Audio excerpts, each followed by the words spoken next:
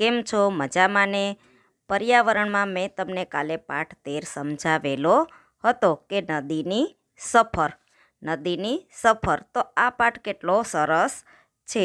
હવે અહીંયા તમને નદીનું એક ચિત્ર આપેલું છે, તો એના વિશે આપણે સમજશું કે અહીંયા ચિત્રમાં જુઓ, તમને હોડી દેખાય છે, પર્વત દેખાય છે ને. આ ચિત્રમાં અહીંયા ફેક્ટરી છે, એના ધુમાડા પણ નીકળે છે ફેક્ટરીમાંથી. તો આપણે જોશું કે નદીના ચિત્રને ધ્યાનપૂર્વક જુઓ, તેની નીચે આપેલા શબ્દો વાંચો અને શબ્દોનો ઉપયોગ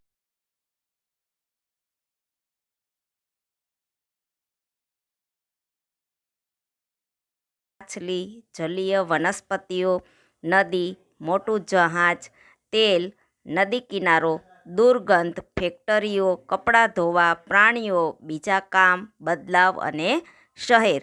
તો આટલા નામ આપેલા છે. તો એના ઉપરથી આજે આપણે સમજશું. તો કે છે કે ઘણા સમય પહેલાંની વાત છે. ઘણા સમય પહેલાંની વાત છે. પર્વતમાંથી નીકળતી એક સુંદર નદી હતી. તો નદી છે એ ક્યાંથી નીકળે છે? તો મેં તમને સમજાવેલું હતું પાઠમાં કે નદી છે એ પર્વતમાંથી નીકળે છે. તે નદીનું વહેતું પાણી એકદમ શુદ્ધ હતું. તો જે ચિત્રમાં દેખાય છે, નદીનું પાણી વહેતું છે અને આ પાણી છે એ શુદ્ધ છે. પર્વતની તળેટીમાં મોટી સંખ્યામાં વૃક્ષો પણ હોય છે. પછી નદી કિનારો આ નજીક હોવાથી ગામના લોકોને પીવા માટે તથા બીજા કામ માટે પાણી મળી રહેતું હતું. તો અહીંયા જે લોકો રહેવા આવ્યા હતા નદી કિનારે, અને ફેક્ટરીઓ પણ બની ગઈ હતી. ફેક્ટરીઓ બની ગઈ એટલે માણસો રહેવા માટે આવવા લાગ્યા, કારણ કે બાજુમાં નદી છે. તો આ નદીનું પાણી પીવા માટે કામમાં આવે. કપડાં ધોવામાં, વાસણ ઉટકવામાં, ઢોર ઢાખર નવડાવવામાં આ નદીનો ઉપયોગ માણસો કરતા હતા. તો નદી કિનારો નજીક હોવાથી ગામના લોકોને પીવા માટે તથા બીજા કામ માટે પાણી રહેતું. અને તમે હોડીનું ચિત્ર જુઓ છો અંદર, તો અવર જવર માટે હોડીઓ ફરતી હતી. અને જો તમને ચિત્રમાં કે પર્યાવરણ એટલે વાતાવરણ પણ કેવું શુદ્ધ દેખાય છે. અને નદીમાં ઘણી બધી માછલીઓ, તો તમને અહીંયા ચિત્રમાં માછલીઓ પણ દેખાય છે. કેટલીક જલીય વનસ્પતિઓ પણ નદીમાં હોય છે, છોડ હોય,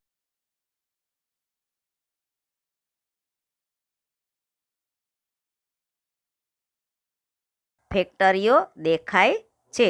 અને આ ફેક્ટરીઓ બની ગઈ એટલે લોકો રહેવા માટે આવવા લાગ્યા અને એક આખું મોટું શહેર અહીંયા વસી ગયું હતું. પછી જરૂરી માલ સામાન લાવવા લઈ જવા માટે જહાજ પણ આવવા લાગ્યા.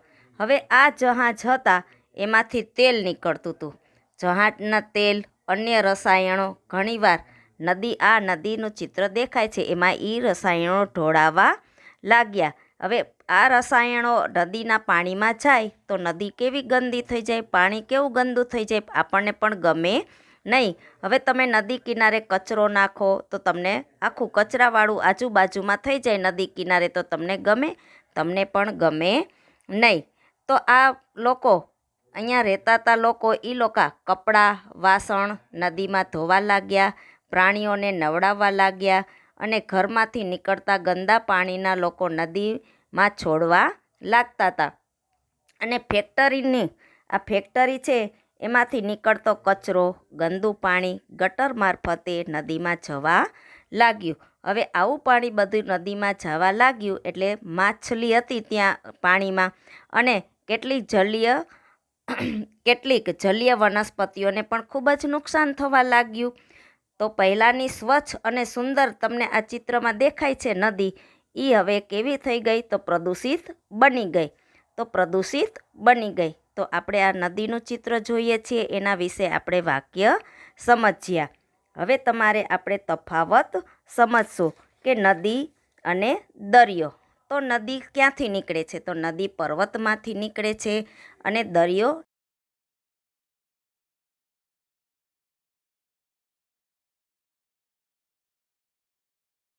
હવે નદીનું પાણી તમે પીવો તો તમને કેવું મીઠું અને પીવાલાયક હોય છે.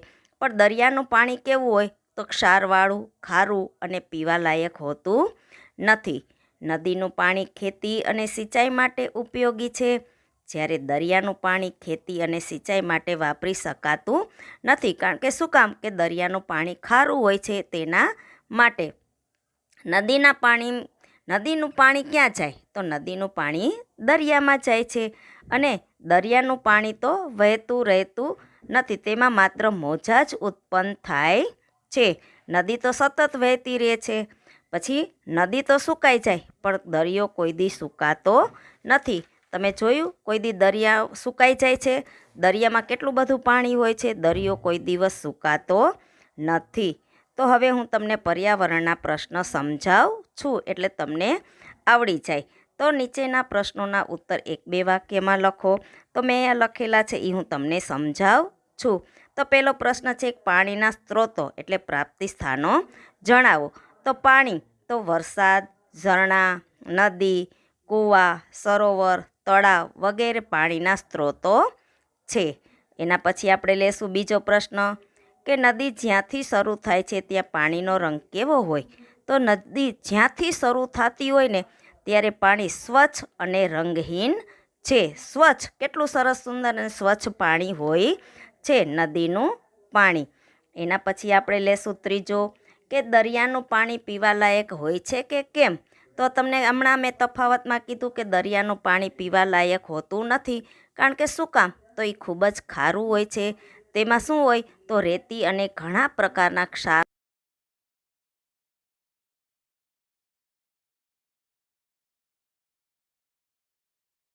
દરમિયાન પાણીમાં કોઈ ફેરફાર જોવા મળે છે? તો તમે જોજો ચોમાસું આવે ત્યારે પાણી નળમાંથી આવે તો કેવું આવે છે? ખૂબ જ ગંદુ. તો કે છે ઉનાળામાં જળસ્તર ખૂબ જ ઓછું હોય છે અને શિયાળામાં મધ્યમ હોય છે અને ચોમાસામાં જળસ્તર સૌથી વધુ હોય છે, કારણ કે ચોમાસામાં ખૂબ જ વરસાદ પડતો હોય છે. તેથી પાંચમો પ્રશ્ન લેશું કે નદી કે તળાવના પાણીમાં કયા કયા જળચર પ્રાણીઓ જોવા મળે છે? તો કયા કયા જળચર પ્રાણીઓ? તો નદી કે તળાવના પાણીમાં દેડકા, જળસાપ, કાચબા વગેરે જળચર પ્રાણીઓ જોવા મળે છે. જળચર એટલે પાણીમાં રહેતા પ્રાણીઓ. છઠ્ઠો પ્રશ્ન લેશું, નદી કે તળાવમાં કેવા પ્રકારના પક્ષીઓ આવે છે?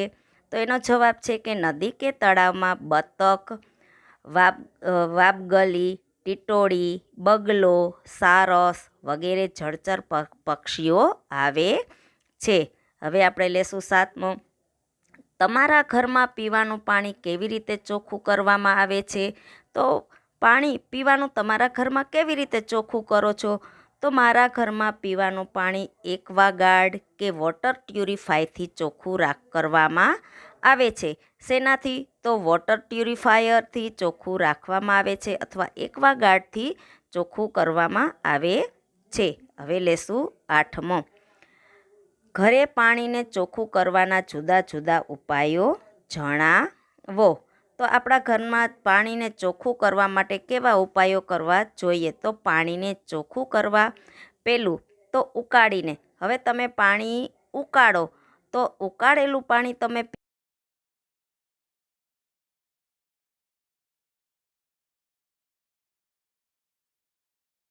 ઉકાળીને જ પીવું જોઈએ. પછી બીજું છે ગરણા વડે ગાળીને.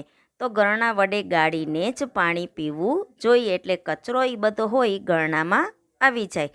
ત્રીજું ક્લોરીનની ગોળી નાખીને. અને ચોથું એક્વાગાર્ડ કે વોટર પ્યુરિફાયર વડે પાણીના જુદા જુદા ઉપાયો આવા છે. એના પછી આવે છે નવમો, નદી ક્યાંથી નીકળે છે અને કોને મળે છે? તો એનો જવાબ છે નદી પર્વતમાંથી નીકળે છે અને દરિયાને મળે છે.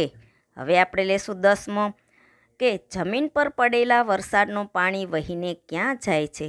તો જમીન પર પડેલા વરસાદનું પાણી ભૂગર્ભ ગટરમાં, તળાવમાં તથા નદીમાં વહી જાય છે. અને નદીમાં જે વહી ગયેલું પાણી એ નદી મારફતે દરિયામાં જાય છે. તો આ મેં તમને પાઠ આવેલો ત્યારે સમજાવેલું હતું કે નદીનું પાણી ક્યાં જાય છે? તો નદીનું પાણી છે દરિયામાં જાય છે. પછી છે 11મો કે નદીઓમાં પૂર ક્યારે આવે છે? તો જ્યારે ચોમાસામાં વરસાદ મુશળધાર વરસે છે ત્યારે નદીઓમાં પૂર આવે છે. તો તો ચોમાસામાં ખૂબ જ વરસાદ પડતો હોય ત્યારે તમને ખબર છે કે કેટલો બધો વરસાદ મુશળધાર પડતો હોય છે ત્યારે પૂર આવે છે.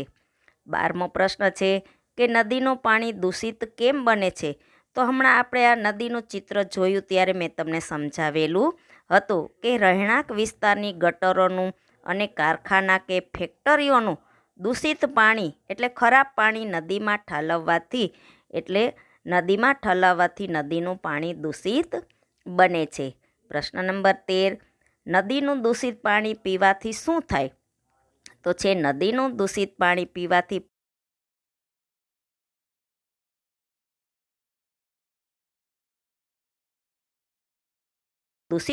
પીવાથી આપણને ઝાડા ઉલટી થઈ જાય, મરડો થઈ જાય, પેટના દુખાવો થઈ જાય અને પાણીજન્ય રોગચાળો પણ ફાટી નીકળે. પ્રશ્ન નંબર 14, નદીનું પાણી કઈ કઈ રીતે ઉપયોગી છે? તો નદીનું પાણી ખેતી અને સિંચાઈ માટે તેમજ પીવા અને અન્ય રીતે વાપરવામાં ઉપયોગી છે. એના પછી આપણે લેશું પ્રશ્ન 7 કે નીચેના પ્રશ્નોના ઉત્તર લખો. તો હું તમને આ નાના પ્રશ્ન તમે સમજ્યા. હવે આપણે મોટા પ્રશ્ન સમજશું કે નદીમાં ક્યાં ખૂબ જ માછલીઓ છે, તો ક્યાંક ઓછી અને કેટલીક જગ્યાએ મરેલી માછલીઓ પણ છે. આ માટે શું કારણ હોઈ શકે? ચર્ચા કરો. તો એનો જવાબ છે કે નદી કિનારે જ્યાં લોકો નથી રહેતા ત્યાં નદીનું પાણી ચોખ્ખું છે, જેના કારણે નદીમાં માછલીઓ પણ વધારે છે. પરંતુ જ્યાં લોકો રહે છે ત્યાં લોકો નદીમાં કચરો નાખીને ગંદકી કરવાથી પાણી ગંદુ થાય છે. તો કચરો તમે નાખો નદીમાં તો પાણી તો ગંદુ થઈ જાય. આ કારણે ત્યાં માછલીઓ ઓછી છે. શું કામ? તો માછલીઓ મરી જાય. કે મેં તમને સમજાવેલું હતું કે કારખાનાનું રાસાયણિક જેવું પાણી, દૂષિત પાણી નદીમાં જાય તો એમાં માછલીઓ તો મરી જાય. વળી કારખાના ફેક્ટરીના રસાયણો નદીમાં ભળતા પાણીમાં માછલીઓ મરેલી જોવા મળે છે. હવે લેશું પ્રશ્ન બીજો. નદીને સ્વચ્છ રાખવા માટે શું કરી શકાય? ચર્ચા કરો. તો પેલું છે કે નદીને સ્વચ્છ રાખવા કપડાં ધોવા ન જોઈએ, વાસણ માંજવા કે ઢોર ઢાખરને નવડાવવા ન જોઈએ. બીજું, નદી કિનારે શૌચ ક્રિયા ન કરવી જોઈએ.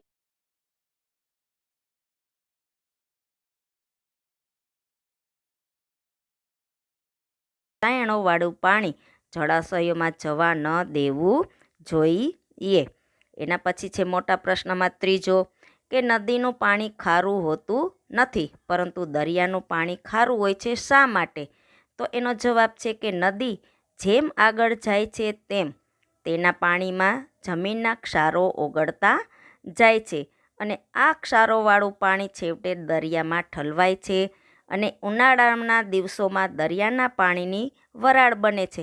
કારણ કે સૂરજનો તાપ એકદમ સૂર્ય તપે છે, બરાબર, અને આ ઉનાળાના દિવસોમાં એની વરાળ બને છે અને એનાથી વરાળ ઉપર જાય છે અને વરસાદ આવે છે. પછી દરિયાના પાણીની વરાળ બને છે ત્યારે ક્ષારો દરિયામાં જ રહી જાય છે. આવું વર્ષો સુધી બનતા દરિયાના પાણીમાં ક્ષારો વધી જતા તેનું પાણી ખારું બને છે. ક્ષાર વધી જાય એથી પાણી ખારું બની જાય છે. ચોથો છે, તમે ક્યારે નદી કે દરિયા કિનારે ગયા છો? તો ક્યારે? તો એનો જવાબ છે વેકેશનમાં અમે સોમનાથ ગયા હતા. ત્યાં અમે દરિયા કિનારે ગયા હતા. નદીઓ તો અમારા શહેરમાંથી પસાર થાય છે. આ ઉપરાંત અમે નારેશ્વર ગયા હતા. ત્યાં અમે નર્મદા નદીના કિનારે પણ ગયા હતા. આ પ્રશ્ન ચોથાનો જવાબ હતો. હવે આવ્યા પ્રશ્ન નંબર 5 કે પૂર આવે ત્યારે શું થાય? તો પૂર આવે ત્યારે નદીનું પાણી તેમના કિનારાથી બહાર જઈને ખેતર, ગામ કે શહેરમાં ફેલાઈ જાય છે, જેનાથી પાકા ઘરો, જાનમાલને ખૂબ જ નુકસાન થાય છે અને જાહેર માર્ગો પર પાણી ફરી વળવાથી વાહન વ્યવહાર ખોરવાઈ જાય છે. તો તમને ખબર છે કે ચોમાસામાં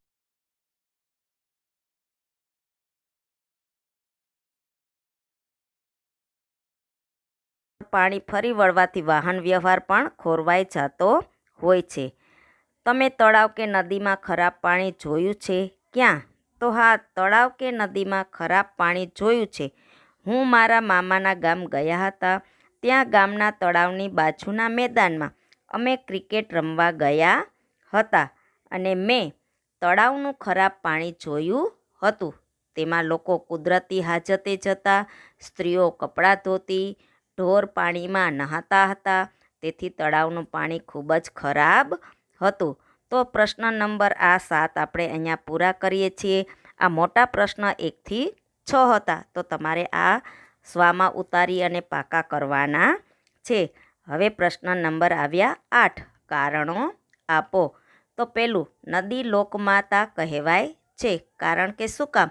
તો પહેલું, માનવે શરૂઆતમાં પોતાના વિકાસ માટે નદી કિનારે વસવાટ કર્યો. બીજું છે, માનવ જીવન માટે નદી મારફતે પાણી સરળતાથી મળી રહે છે. ત્રીજું છે, પીવા, નહાવા, ધોવા, રસોઈ બનાવવા જરૂરી પાણી નદી પૂરું પાડે છે. ચોથું છે, ખેતી અને ઉદ્યોગો માટે જરૂરી પાણી નદી મારફતે પણ મળી રહે છે. આમ નદી આપણી પાણીની જરૂરિયાત પૂરી પાડતી હોવાથી લોકમાતા કહેવાય છે. બીજું કારણ છે, કારખાનાનું દૂષિત પાણી નદીમાં છોડવું ન જોઈએ. કારણ કે કારખાનાનું દૂષિત પાણી નદીમાં છોડવાથી નદીનું સારું પાણી પણ દૂષિત થઈ જાય છે. એવું પાણી પીવાથી રોગચાળો ફેલાય છે. વળી દૂષિત પાણીમાં માછલીઓ અને અન્ય જળચર પ્રાણીઓ મૃત્યુ પામે છે.